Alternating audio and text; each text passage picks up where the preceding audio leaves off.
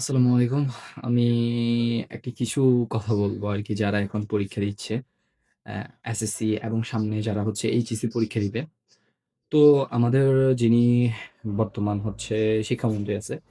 তো উনি আমাদের স্টুডেন্টদেরকে প্রচুর ভয় লাগাইছে আরকি যে নকল নকল করতে যাওয়া নকল করতে পারবে না, এটা করতে পারবে না, ওইটা করতে পারবে না। এমন হবে, পরীক্ষার গার্ড ওইরকম হবে, আ অনেক কঠোর হবে এটা সেটা আরকি। তো এটা না বলে যদি এভাবে বলতো যে, "তোমরা হচ্ছে ভালো করে পড়ো, ভালো করে প্রিপারেশন নাও, রেজাল্ট ভালো করার চেষ্টা করো। প্রশ্ন তোমাদের হচ্ছে পড়ার মধ্য থেকেই আসবে, বইয়ের বাইরে থেকে আসবে না।" তো এভাবেই হচ্ছে যদি বলতো তাহলে জিনিসটা আরো ভালো হইতো, হ্যাঁ?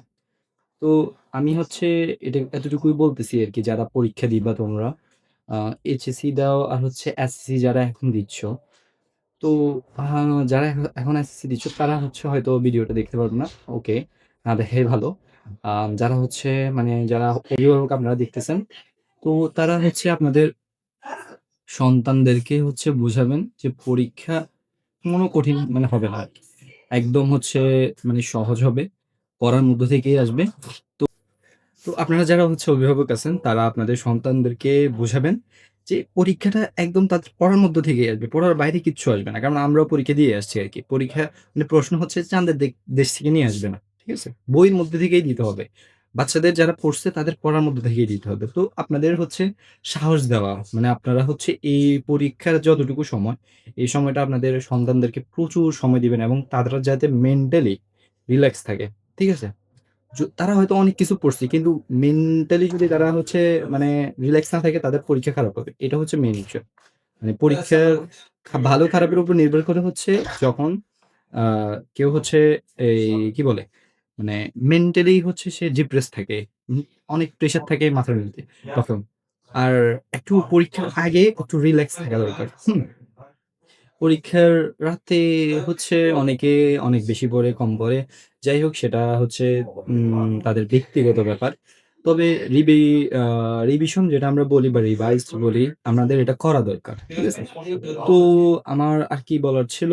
হ্যাঁ, হ্যাঁ, পরীক্ষার আগের দিন রাতে বেশিক্ষণ রাত জাগা যাবে না। এটা হচ্ছে মেইন বিষয় এবং ভালোভাবে ঘুমাইতে হবে। যার যত ভালো ঘুম হবে, মানে ঘুম যে যত ভালো হবে, তার পরীক্ষা তত ভালো হবে। ঠিক আছে?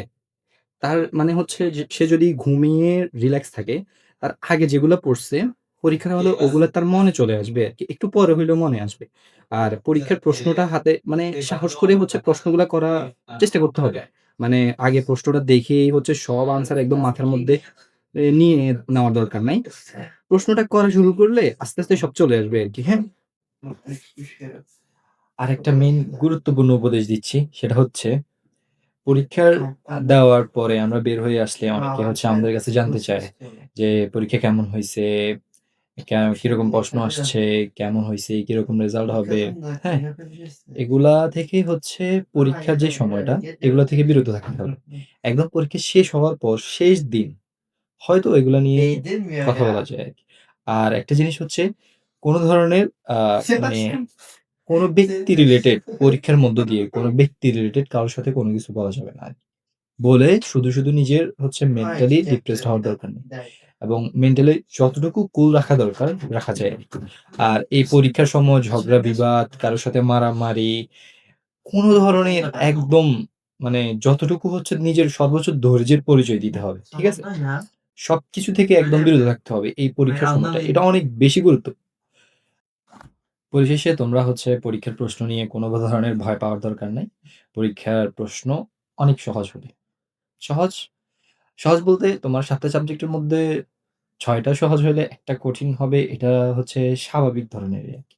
বাট ৬ তোমার পড়ার বাইরে আসছে ৭ টা সাবজেক্টের মধ্যে এরকম কখনোই হবে না। তাই হচ্ছে তুমি যদি পড়াশোনা করে থাকো তাহলে হচ্ছে আশা করি তুমি এই সকল বিষয় নিয়ে ভয় পাওয়ার কোনো দরকার নাই। তোমাদের সকলের জন্য দোয়া রইল।